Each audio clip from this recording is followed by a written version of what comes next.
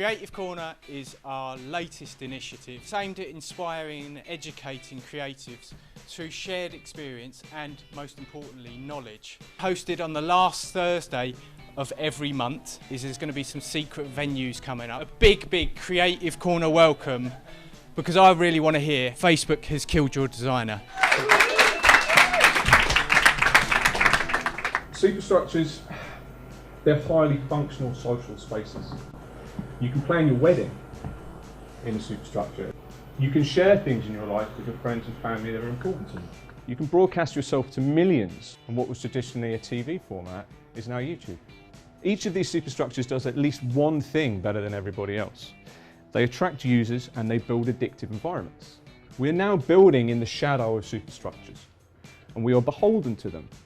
We have to engage with them or we fail. How can we broadcast ourselves on YouTube and then still maintain our structure? You'll try to create a sense that your structure is unique. A user should feel this is a different structure to Facebook or Twitter or Pinterest. This is your structure.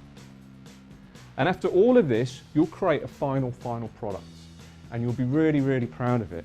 I'm going to kind of give you a bit of an idea. You'll notice that there is a content delivery system, but not a content management system. There is no CMS here. This is just CDS.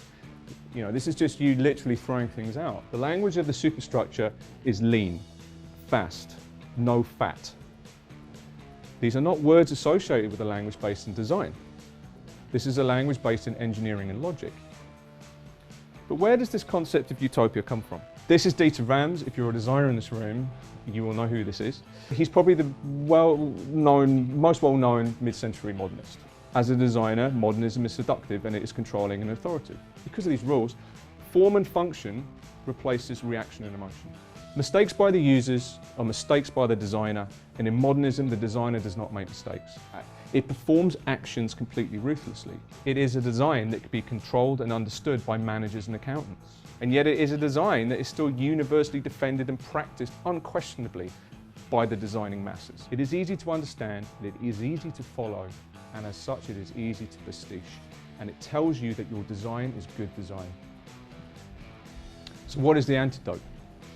How can we begin to create chaos from order? The Bauhaus expressed its ideology through editorial design, bizarrely, and most of it was actually quite avant-garde. Surrealism expressed its ideology through editorial design. Dadaism expressed itself and its ideology through editorial design. And here, I think, is where we can see new languages starting to crystallize and form. We need a future design language that is based in the postmodern, that understands that enabling the machine at the expense of the human undermines the power of design as a human construct. And with that collaboration in mind, I will hand over this language to you. So you've described a number of superstructures, and there are several superstructures, but at the same time the creative experience is a pleasure. So I agree with you, your statement about a beautiful death.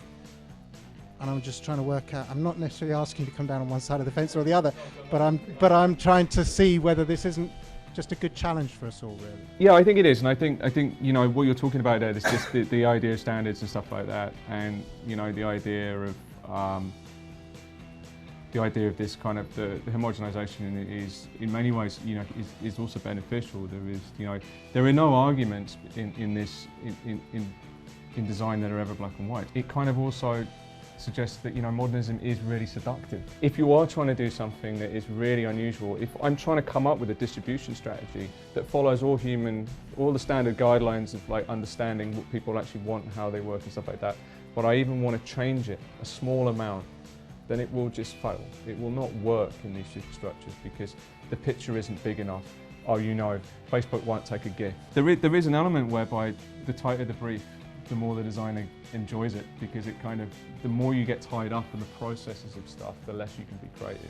If someone gives me a blank sheet of paper, it's a nightmare, but if someone gives me a really structured brief, then I get excited about that because I can see the possibilities within it. And that is why I think the situation we're in right now is really seductive, because it's kind of like, this is great, like there's rules, and we can do iterations of this design and we can just keep it moving. But none of them are really going to challenge any of the structures that have been put in place, if you see what I mean. Don't cities create neighbourhoods?